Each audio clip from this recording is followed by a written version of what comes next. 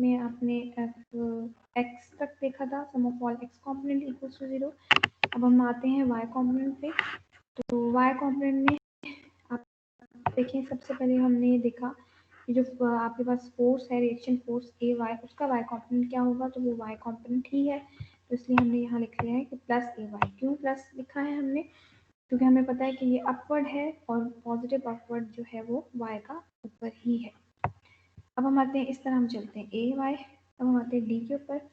जो डी की y component है वो डी ही है और वो डाउनवर्ड है। तो ये आ जाएगा आपके पास माइनस साइन के साथ। माइनस यहाँ पे हम लिखेंगे, इसकी वैल्यू गिवन है, इसके साथ ही वैल्यू लगाएंगे 100 न्यूटन की। उसके बाद नेक्स्ट है हमारे पास बी वाई कॉम्पोनेंट। तो ये भी y ही कॉम्पोनेंट है और ये अपवर्ड है, तो इसके साथ आएगा आपके पास positive sign, positive B Y. उसके बाद हमारे पास है बी एक्स। तो बी एक्स का तो कोई y कॉम्पोनेंट नहीं है। देन 200 न्यूटन, 200 न्यूटन का y कॉम्पोनेंट क्या होगा, डाउनवर्ड है, तो माइनस साइन के साथ होगा। इसको हम कर देते हैं minus sine, v1 minus 200 newton, 200 newton. और उसके बाद है हमारे पास इसका y कॉम्पोनेंट 600 न्यूटन की फोर्स का, तो ये भी डाउनवर्ड है, तो ये होगा minus 600 sine 45, minus 600 sine 45 is equal to 0। तो ये आ जाएगा आपके पास sum of all y component is equal to 0। तो इसमें दो अननोन है आपके पास, ए वाई भी अननोन है, बी वाई भी अननोन है। तो इस इक्वेशन को हम इससे आगे सॉल्व नहीं कर सकते हैं, हमें कोई एक कॉम्पोनेंट और चाहिए ताकि हम इस इक्वेशन को सॉल्व करें। तो नेक्स्ट इक्वेशन फिर हमारे पास क्या बनती है, मोमेंट्स की, कि मोमेंट ऑफ ए लगा लें या मोमेंट ऑफ बी लगा लें। तो मैं आपको एक इंटरेस्टिंग बात बताती हूँ कि आपने कैसे प्रेफर करना है कि आपने ए पे लगाना है मोमेंट या बी पे लगाना है। तो जब आपके पास फॉर एग्जांपल पॉइंट ए है ना और ये पॉइंट बी है, तो जिस पॉइंट पे हम मोमेंट फाइंड करते हैं ना, से पॉइंट ए पे फाइंड करना है, ये इधर ये यहाँ पे मोमेंट फाइंड करना है। तो जो लाइन, जो फोर्स इस पॉइंट से गुजर रही होती है ना, पास भी हो रही होती है, ऐसे देखें ये उसी से गुजर रही है, उसका मोमेंट जो है वो जीरो होता है। बाकी सबका कंट्रीब्यूशन होगा मोमेंट पे, लेकिन इसका क्या हो जाएगा, जीरो हो जाए। तो आपने ऐसा पॉइंट यूज करना है कि जिससे ज्यादा से ज्यादा लाइंस का मोमेंट क्या हो जाए, जीरो हो जाए।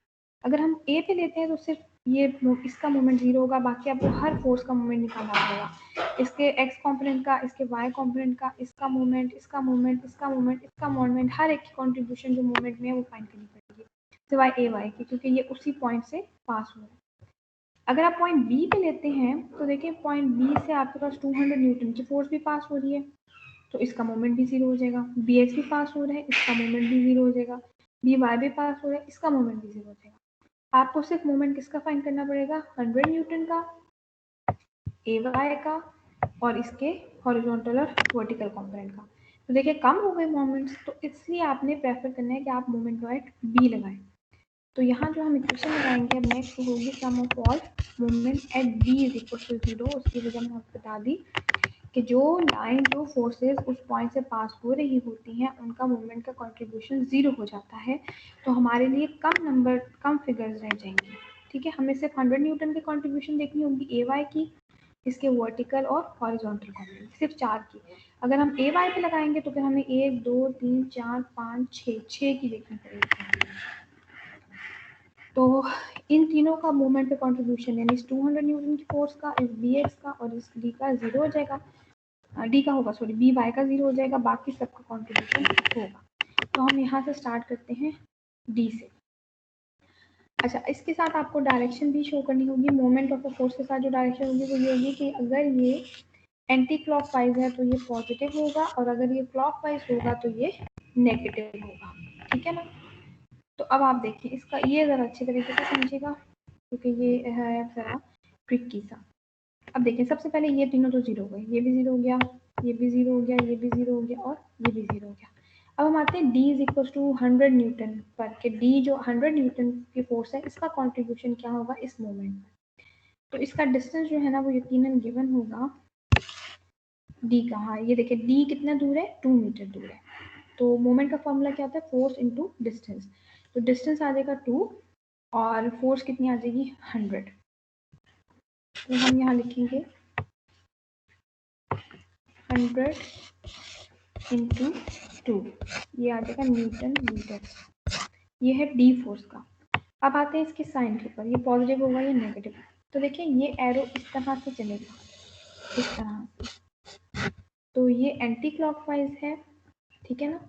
ये बी की तरफ चलेगा, जो भी एरो आया करेगा ना वो बी की तरफ चलेगा। तो इसको आप बी की तरफ चला के देखेंगे कि क्या ये एंटी क्लॉकवाइज है या क्लॉकवाइज है। तो क्योंकि ये एंटी क्लॉकवाइज है इसलिए इसके साथ पॉजिटिव साइन आएगा। अब आगे चलते हैं, फिर आपको ज़्यादा और क्लियर होगा। ये डी फोर्स का हो गया। अब आते हैं ए वाई का। डी का है एंटी क्लॉकवाइज, तो ए वाई इसके ऑपोजिट एरो है, इट मीन्स कि ये जब बी की तरफ जाएगा तो ये इस तरह से जाएगा, ऐसे करके, तो ये आ जाएगा क्लॉकवाइज। तो इसके साथ कौन सा साइन आएगा, नेगेटिव, ठीक है ना, क्योंकि ये क्या है, क्लॉकवाइज है। इसका जो फोर्स है वो ए वाई है, और इसका टोटल डिस्टेंस कितना है ये हम देख लेते हैं यहाँ पे। ये है total distance 2 metre plus 3 metre plus 2 metre, यानी 2 3 4 5 6 7 मीटर टोटल डिस्टेंस है। तो इसका फॉर्मूला क्या बनेगा, नेगेटिव साइन के साथ 7 मीटर इंटू ए वाई, ठीक हो गया। अब नेक्स्ट फोर्स की तरफ आते हैं। अब ये है हॉरिजॉन्टल फोर्स। तो देखिए ये भी एंटी क्लॉकवाइज जा रही है बी की तरफ, यानी ये इस तरह जाएगी ना बी की तरफ, तो ये क्या है, क्लॉकवाइज है। तो इसके साथ भी कौन सा साइन आएगा, माइनस का। तो -600 cos 45, और इसका डिस्टेंस कितना है, तो ये देखें, इधर से आप डिस्टेंस देखेंगे, यहाँ से ये जिधर इसका एरो खत्म हो रहा है, 3 इंटू 3 + 2, तो ये हो जाएगा 5 मीटर का डिस्टेंस, ठीक है। तो बल्कि 5 का नहीं, इसको अंदर से देखेंगे डिस्टेंस, सॉरी, इसका इस फोर्स का जो डिस्टेंस है बी के साथ 0.2 मीटर, ये देखिए अंदर दिया हुआ है, ये जो लाइन एक अंदर डाली हुई है, इसका और बी का डिस्टेंस फोर्स का कितना है, 0.2 मीटर। तो ये आ जाएगा आपके पास 0.2 मीटर, ठीक है, इंटू 0.2 मीटर। क्यों, क्योंकि इस फोर्स का जो डिस्टेंस है, यानी इस फोर्स का और जो दरमियान बी का डिस्टेंस है, इन दोनों का परपेंडिकुलर डिस्टेंस कितना है, 0.2 मीटर, ठीक है। अब लास्ट फोर्स रह गई 600 sin 45 की। तो इसका एरो है डाउनवर्ड है, तो ये भी क्या होगा, ये इस तरह बी की तरफ जाएगा, ठीक है ना। तो ये इस तरह जाएगा, यानी कि ये एंटी क्लॉकवाइज जाएगा, तो इसका साइन भी क्या होगा, पॉजिटिव 600 sin 45 और इसका जो डिस्टेंस है परपेंडिकुलर डिस्टेंस, यानी अगर इसको यूँ परपेंडिकुलर बनाए तो बी के साथ इसका डिस्टेंस कितना होगा, तो वो होगा 5 मीटर, जो कि गिवन है। ये देखिए ये डिस्टेंस कितना होगा, 5 मीटर। तो यहाँ पे हम लिख देते हैं इंटू 5 मीटर। तो इसको जब आप सॉल्व करेंगे ना, जीरो से जीरो, तो यहाँ से आपके पास आ जाएगी ए वाई की वैल्यू, ठीक है ना। तो ए वाई आ जाएगा आपके पास 319, और जो ऊपर इक्वेशन थी ये वाली ए वाई और बी वाई, तो इधर अगर आप 319 पुट करेंगे तो यहाँ से आपके पास क्या आ जाएगी, बी वाई की वैल्यू, ठीक है। तो सम ऑफ ऑल एफ वाई वाले से आपके पास क्या आ जाएगी, बी वाई की वैल्यू, जो कि आ जाएगी 405। तो यही अननोन फोर्सेस के तीन जो हमने फाइंड आउट करनी थी, तो वो इन तीन इक्वेशन को अप्लाई करने से फाइंड आउट करना है। तो मैं इनको दोबारा रिपीट कर देती हूँ PDF फाइल के थ्रू ही। सबसे पहले आपके पास जो है वो एक बीम थी, और बीम पे तीन फोर्सेज जो है वो वैसे ही शो हुई हुई थी, 600 न्यूटन की, 200 न्यूटन की, 100 न्यूटन की।